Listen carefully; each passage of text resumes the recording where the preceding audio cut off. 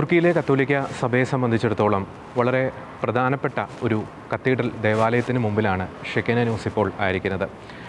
പരിശുദ്ധ പിതാവ് ലയോ 14 മാർപ്പാപ്പയുടെ തുർക്കിയിലേക്കുള്ള അപ്പസ്തോലിക സന്ദർശനമധ്യേ അദ്ദേഹം ഈ ഒരു ദേവാലയം സന്ദർശിച്ചിരുന്നു. ഇവിടുത്തെ വൈദികരുമായും അൽമായരുമായും സന്യസ്തരുമായിട്ടൊക്കെ അദ്ദേഹം കൂടിക്കാഴ്ച നടത്തിയിരുന്നു. ഒരു ദേവാലയത്തിന് വളരെയധികം ഒരു ചരിത്ര പ്രാധാന്യം തന്നെയുണ്ട്. നമുക്കറിയാം, തുർക്കിയിൽ വളരെ മൈനോറിറ്റി ആയിട്ടുള്ള ക്രൈസ്തവ സമൂഹം, കത്തോലിക്ക സമൂഹം മാത്രമേ അവശേഷിക്കുന്നുള്ളൂ. അവരുടെ ആത്മീയ ജീവിതത്തിൻ്റെ ഒരു കൂടിച്ചേരലിൻ്റെ ഒരു ഇടം കൂടിയാണ് ഈ ഒരു കത്തീഡ്രൽ ദേവാലയം. അതിനാൽ തന്നെ തുർക്കിയിലെ കത്തോലിക്ക സമൂഹത്തെ സംബന്ധിച്ചിടത്തോളം വളരെ വൈകാരികമായിട്ടുള്ള ഒരു അടുപ്പമുള്ള ദേവാലയത്തിൻ്റെ മുമ്പിലാണ് നാം ഇപ്പോൾ ആയിരിക്കുന്നത്. നമുക്ക് ഈ ദേവാലയത്തിൻ്റെ കാഴ്ചകളിലേക്ക് പ്രാർത്ഥനയോടുകൂടി തന്നെ നമുക്ക് കടന്നു ചെല്ലാം. എല്ലാ പ്രിയപ്പെട്ട പ്രേക്ഷകരെയും ഈ ഒരു തീർത്ഥയാത്രയിലേക്ക് സ്നേഹത്തോടെ ക്ഷണിക്കുന്നു.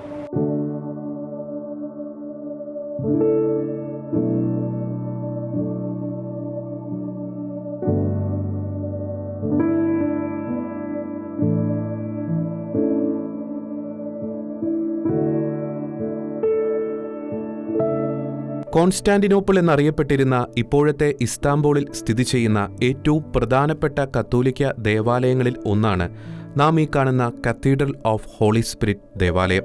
ഇസ്താംബൂളിലെ കത്തോലിക്ക സഭയുടെ തലവനായ അപ്പസ്തോലിക് വികാർ ഓഫ് ഇസ്താംബൂളിന്റെ സ്ഥാനിക ദേവാലയം കൂടിയാണ് കത്തീഡ്രൽ ഓഫ് ഹോളി സ്പിരിറ്റ്.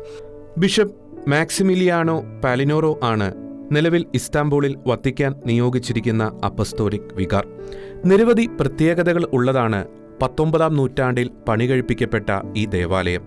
ഇസ്താംബൂളിൽ തന്നെ സ്ഥിതി ചെയ്യുന്ന വിശുദ്ധ അന്തോണീസിന്റെ നാമധേയത്തിലുള്ള ബസിലിക്കയ്ക്ക് ശേഷം നഗരത്തിലെ രണ്ടാമത്തെ ഏറ്റവും വലിയ കത്തോലിക്ക ദേവാലയമാണ് ഹോളി സ്പിരിറ്റ് കത്തീഡ്രൽ. ബറോക്ക് നിർമ്മാണ ശൈലിയിലാണ് ഈ ദേവാലയം നിർമ്മിച്ചിരിക്കുന്നത്. 1876 ഈ ദേവാലയം കത്തീഡ്രൽ പദവിയിലേക്ക് ഉയർത്തപ്പെട്ടത്. 1960 വത്തിക്കാനും തുർക്കിയും തമ്മിൽ ഔദ്യോഗിക നയതന്ത്ര ബന്ധം സ്ഥാപിക്കുന്നതുവരെ ഇസ്താംബൂളിലെ വത്തിക്കാന്റെ അനൗദ്യോഗിക നയതന്ത്ര കാര്യാലയം ഈ കത്തീഡ്രലിന് സമീപമാണ് സ്ഥിതി ചെയ്തിരുന്നത്. ബറോക്ക് വാസ്തുവിദ്യയുടെ മനോഹാരിത വിളിച്ചോതുന്നതാണ് ഈ ദേവാലയത്തിന്റെ നിർമ്മാണം. 19-ാം നൂറ്റാണ്ടിലെ ലോകപ്രശസ്ത ആർക്കിടെക്റ്റുകളായ ഗസ്പെരെ ഫൊസാത്തിയും ആഷ്ലെ ബൊറ്റാസിയുമാണ് ഈ ദേവാലയത്തിന്റെ നിർമ്മാണത്തിന് ചുക്കാൻ പിടിച്ചത്. ഈ ദേവാലയത്തിന്റെ മുറ്റത്തേക്ക് പ്രവേശിക്കുമ്പോൾ ആദ്യം നമ്മുടെ ശ്രദ്ധയാകർഷിക്കുന്നത് ബെനഡിക്ട് 15 പാപ്പയുടെ വെങ്കലത്തിൽ തീർത്ത ഈ പ്രതിമയാണ്. 1914 മുതൽ 1922 വരെയാണ് ബെനഡിക്ട് 15 പാപ്പയുടെ പരമാചാര്യ കാലഘട്ടം. ആ കാലഘട്ടത്തിലാണ് ലോകത്തെ നടുക്കിയ ഒന്നാം ലോക മഹായുദ്ധം അരങ്ങേറിയത്. ഒന്നാം ലോക മഹായുദ്ധത്തിന് തടയിടുവാൻ ബെനഡിക്ട് 15 പാപ്പ ശ്രദ്ധേയമായ പല ഇടപെടലുകളും നടത്തിയിരുന്നു. ഒന്നാം ലോക മഹായുദ്ധകാലത്ത് ദുരിതമനുഭവിക്കേണ്ടി വന്ന തുർക്കിയിലെ ജനങ്ങളോടും അർമേനിയൻ ക്രൈസ്തവരോടും ബെനഡിക്ട് 15 മാർപ്പാപ്പ പുലർത്തിയ ഐക്യദാർഢ്യത്തോടും സഹാനുഭൂതിയോടുമുള്ള ആദരസൂചകമായാണ് ഹോളി സ്പിരിറ്റ് കത്തീഡ്രലിന്റെ മുറ്റത്ത് അദ്ദേഹത്തിന്റെ വെങ്കലത്തിൽ തീർത്ത പ്രതിമ നിർമ്മിച്ചത്.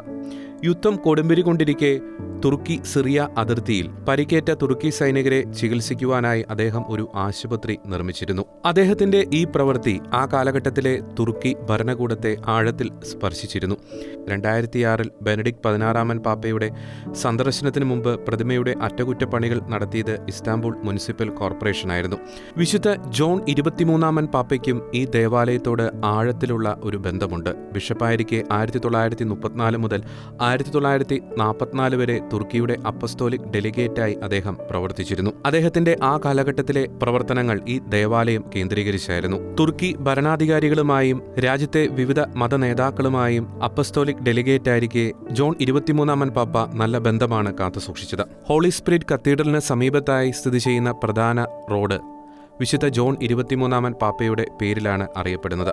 5ഓളം മാർപ്പാപ്പമാരാണ് ഈ ദേവാലയം സന്ദർശിച്ചിട്ടുള്ളത്. 1967 പോൾ 6 പാപ്പയും 1970 ജോൺ പോൾ 2 പാപ്പയും 2006 ബെനഡിക്ട് 16 പാപ്പയും 2014 ഫ്രാൻസിസ് മാർപ്പാപ്പയും 2025 ലയോ 14 പാപ്പയും ഹോളി സ്പിരിറ്റ് കത്തീഡ്രൽ ദേവാലയം സന്ദർശിച്ചിരുന്നു. ന്യൂനപക്ഷമെങ്കിലും വളരെ വൈബ്രന്റായ കത്തോലിക്ക സമൂഹമാണ് ഇസ്താംബൂളിൽ ഉള്ളത്. അവരുടെ ആത്മീയ ജീവിതത്തിന്റെ പ്രധാന കേന്ദ്രമാണ് ഈ ദേവാലയം. ദേവാലയത്തിന്റെ മുകളിൽ വിശുദ്ധ ജോൺ 23 പാപ്പയുടെ മൊസൈക്കിൽ തീർത്ത മനോഹരമായ ചിത്രം നമുക്ക് കാണാൻ സാധിക്കും. ദേവാലയത്തിന്റെ അൾത്താരയുടെ മുകളിലായി പന്തക്കുസ്ത തിരുനാളിൽ പരിശുദ്ധാത്മാവ് പരിശുദ്ധ അമ്മയുടെയും സ്ലീഹന്മാരുടെയും മേൽ പറന്നിറങ്ങുന്ന ചിത്രവും സ്ഥാപിച്ചിട്ടുണ്ട്. മൈനർ ബസിലിക്ക പദവിയിലേക്ക് ഉയർത്തപ്പെട്ട ദേവാലയം കൂടിയാണ് ഹോളി സ്പിരിറ്റ് കത്തീഡ്രൽ. നിരവധി വിശുദ്ധരുടെ അമൂല്യമായ തിരുശേഷിപ്പുകൾ ഈ ദേവാലയത്തിലുണ്ട്. സഭയുടെ ആദ്യ മാർപ്പാപ്പമാരായിരുന്ന വിശുദ്ധ പത്രോസ്, വിശുദ്ധ ലിനസ് എന്നിവരുടെ തിരുശേഷിപ്പുകൾ ദേവാലയത്തിൽ സൂക്ഷിച്ചിട്ടുണ്ട്. 1884 ലയോ 13 പാപ്പ AD 398 മുതൽ 404 വരെ കോൺസ്റ്റാന്റിനോപ്പിളിന്റെ ആർച്ച് ബിഷപ്പായിരുന്ന വിശുദ്ധ ജോൺ ക്രിസോസ്റ്റത്തിന്റെ തിരുശേഷിപ്പ് ഈ ദേവാലയത്തിന് സമ്മാനിക്കുകയുണ്ടായി.